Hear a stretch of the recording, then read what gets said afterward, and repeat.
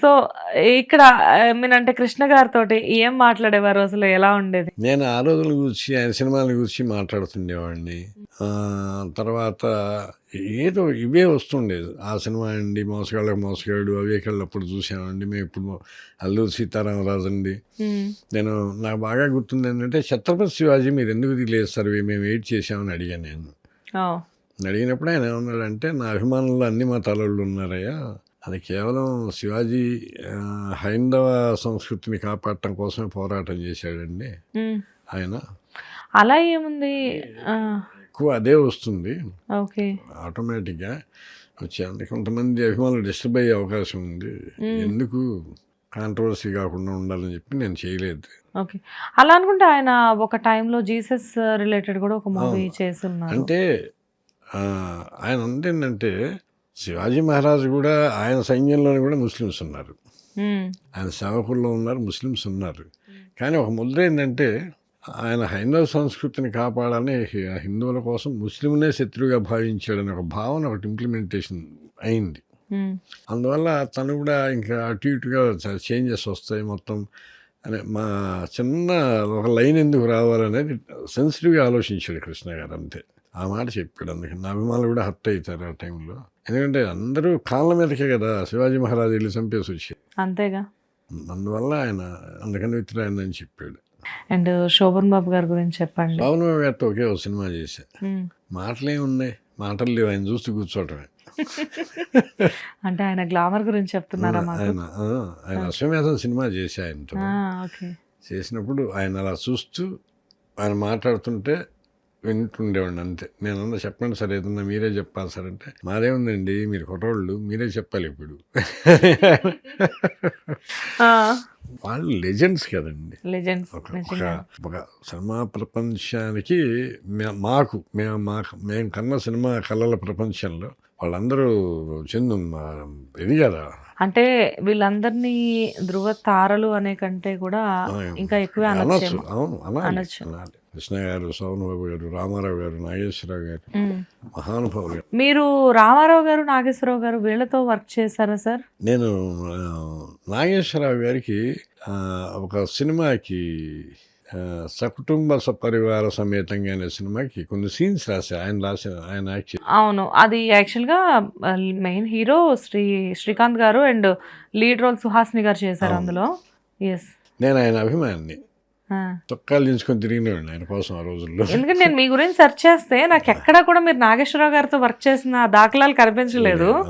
అందుకే నేను అంత డౌట్ఫుల్గా అడిగాను, సార్ అసలు వర్క్ చేస్తున్నారా మీరు, నేను ఎక్కడైనా మిస్ అయ్యానా అని చెప్పి. నేను అప్పుడు పిలిపించారు ఆయన, కృష్ణారెడ్డి గారు కొన్ని సీన్స్ మీరు రాస్తే బాగుంటుంది సార్ అని నాకు కబురు చేశారు. ప్రొడ్యూసర్స్ వచ్చారు ఇంటికి, వచ్చాడు రాస్తానని చెప్పి రాస్తే రఘులుతున్న భారతం అని అల్లాణి శ్రీశ్రీ గారు తీసాడు. అందులో కూడా పోకూరి బాబురావు గారి సీన్లు కొన్ని రాయాల్సి వచ్చి 5-6 సీన్లు ఆయన రిక్వెస్ట్ చేస్తే వచ్చా. అప్పుడు అలా ఆయన యాక్ట్ చేసిన సీన్స్ రాశాను నేను. అందుకని నేను ఒకసారి ఇంటర్వ్యూలో కూడా చెప్పా, నేను ఎంతో ప్రేమించి ఆరాధించే నాగేశ్వర గారి సినిమాకి నేను డైరెక్ట్ డైలాగులు రాయలేకపోయినాను, ఆయన కొడుక్కి రాశాను, మనవడికి రాశాను, సిసింద్రి మీరే కదా, ఇంకో మనవడికి ఏమో డైలాగులు లేవు రాయడానికి. మనవడి కంటే ఏది సిసింద్రి, అదే సిసింద్రియే కదా, లేవు కదా అబ్బాయికి. సిసింద్రి మీరే కదా, భలే మూవీ అదొకటి. సుమంత్కి ఏమో గౌరీ రాశాను, గౌరీ అదే నాగేశ్వర గారికి తప్ప అందరికీ రాశాను ఫ్యామిలీలో. అఫ్ కోర్స్, అంటే సకుటుంబ సపరివార సమేతంలో ఏదో ఒకటి వర్క్ అయితే అయింది కదా ఆయనతో. నేను రాసింది 2 డైలాగులు అయినా ఆయన నోటెమ్మడి వచ్చాయి చాలు. మనం థియేటర్లో చిన్నప్పటి నుండి ఆయన సినిమాలు రామారావు గారికి, సారీ నాగేశ్వరరావు గారికి కూడా మీరు డైలాగ్స్ ఇచ్చారు, రాశాను. ఓకే. అండ్ రామారావు గారి పరిస్థితి ఏంటి మరి? రామారావు గారిది ఆయన దగ్గరికి వెళ్ళి ఆయన మాట్లాడటమే తప్ప సినిమా ఏం రాయలేదండి. ఓకే, 2-3 సార్లు కలిసి మాట్లాడటమే. అంటే మీరు బాగా బిజీగా ఉండే టైంకి, మీరు ఒక పెద్ద రైటర్ అని అనిపించుకునే టైంకి ఆయన మూవీస్ ఆపేశారు. అప్పుడు ఈ సినిమాలోకి వెళ్ళిపోయినాడు. అవును, పాలిటిక్స్లోకి వెళ్ళిపోయారు. పాలిటిక్స్లోకి వెళ్ళిపోయారు అప్పటికి. సామ్రాట్ అశోక్ అప్పుడు వెళ్ళాను, రాఘవేంద్ర గారితో కలిసి వెళ్ళాను. అంటే ఆయన పరిచయం చేశాడు రామారావు గారిని. ఆయన చూసి కాసేపు ఆయన మాటలు వింటూ ఆయన 2-3 క్వశ్చన్స్ ఏ ఊరు అది ఇది అడుగుతారు కదా, అవును. వాటికి ఆన్సర్ చెప్పి వాళ్ళని చూస్తే ఫస్ట్లో ఇంక మాటలేం వస్తాయండి, ఒకసారి అంతే కదా. చూద్దాం అనుకున్నా. ఎక్కువ మాటలు రావు. రోజు కూర్చుంటుంటే రోజు చెప్పొచ్చు ఆయనకి, ఆయన డైలాగులు ఆయనకి వినిపించవచ్చు.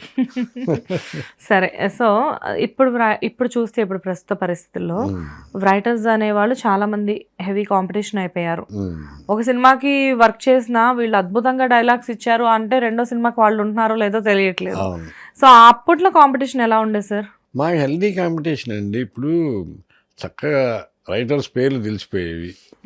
ఆ సినిమాకి ఎవరు రాస్తున్నారు, పలానా రైటర్, అనేది క్లియర్గా ఇప్పటికీ ఉన్నారండి ఫెమిలియర్ రైటర్స్. వాళ్ళ పేర్లు చెప్పంగానే మీ సాయి మాధవ్ బుర్రా గారు ఉన్నారు, వీళ్ళందరూ ఉన్నారు కదా. కానీ మా టైంలో అందరి పేర్లు అందరికీ తెలుసు. ఇప్పుడు తక్కువగా తెలుసు, 4-5 పేర్లే తెలుస్తుంది. అవును, ఇప్పుడు అసలు డైలాగ్ రైటర్స్ ఎవరు అంటే ఏవో ఇండస్ట్రీలో ఒక 4-5 పేర్లు మాత్రమే వినబడుతూ ఉంటాయి.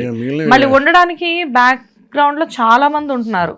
ఇప్పుడు ఒక సినిమాకి చెక్ చేస్తే 3-4 ఉంటున్నారు డైలాగ్ రైటర్స్, కానీ స్క్రీన్ మీద ఒకళ్ళ పేరే వస్తుంది.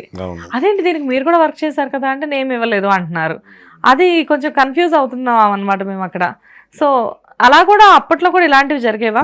లేదు, స్ట్రైట్ గా ఉండేవి కదా, ఎవరి పేర్లు వాళ్ళకి ఉండేవి, నీట్ గా సహాయ రచనగా వేసేవాళ్ళు. ఆ సినిమా కూడా మన వాళ్ళ పేర్లు మన కొంతమంది రైటర్లు అప్పుడప్పుడు ఒకళ్ళ డైరెక్ట్లో 1-2 సినిమాలకి సహాయ రచన, సహకార రచన అని వేసేవాళ్ళు. ఏంటంటే కథలో వాళ్ళు హెల్ప్ చేస్తారు అనుకోండి, వాళ్ళకి ఏదో కార్డు ఇవ్వాలి కదా క్రెడిట్. తప్పకుండా అది ఎట్లా ఇవ్వాలి, సహకార రచననే ఇవ్వాలి. అది తప్పేంగా, అది కాదు. మీరు అన్నట్టు ఏంటంటే ఫెమిలీ ఈ సినిమాకి వీళ్ళే రైటర్స్ అనేది ఒక 10 మంది రైటర్స్ ఉన్నాం, అందరి పేర్లు అందరికీ తెలుసు. ఇప్పుడు మీరు అన్నమాట ఏ సినిమాకి ఎవరు రాశారో తెలియటం కష్టం అవుతున్నది.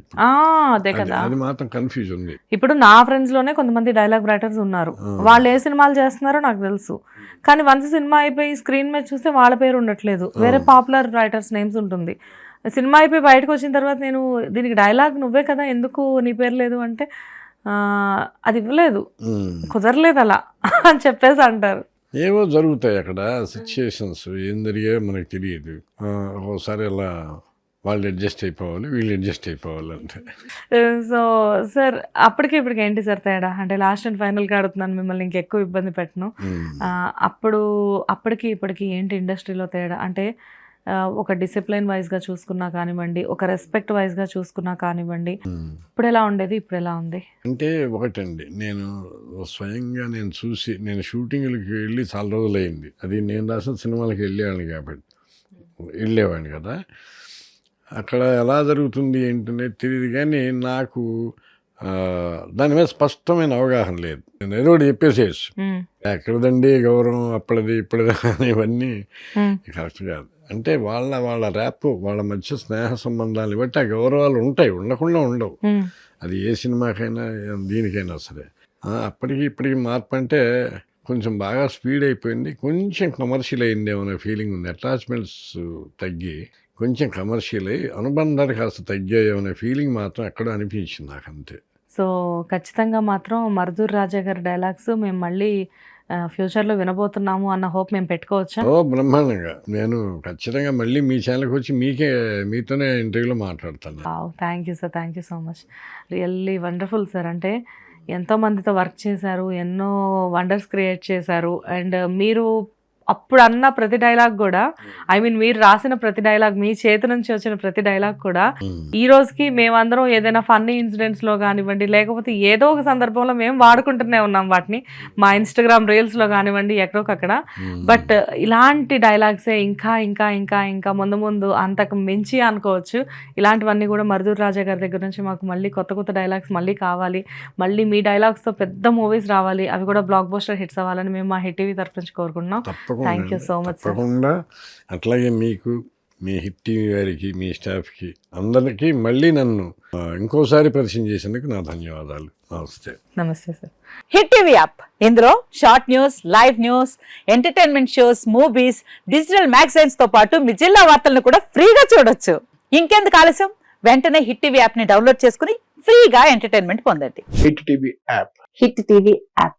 Please download Hit TV app. Hit TV app ని ఫ్రీగా డౌన్లోడ్ చేసుకొని ఎంజాయ్ చేయండి. మీకు నచ్చిన ఎంటర్టైన్మెంట్ కోసం హిట్ టీవీ యాప్ ని ఫ్రీగా డౌన్లోడ్ చేసుకుని ఎంజాయ్ చేయండి. హిట్ టీవీ యాప్ని డౌన్లోడ్ చేసుకుని ఆస్వాదించండి, ఆశీర్వదించండి. ఇంతమంది సెలబ్రిటీలు హిట్ టీవీ యాప్ ని డౌన్లోడ్ చేసుకోండి అని చెప్తున్నారంటే ఎంత మంచి యాప్ ఆలోచించండి.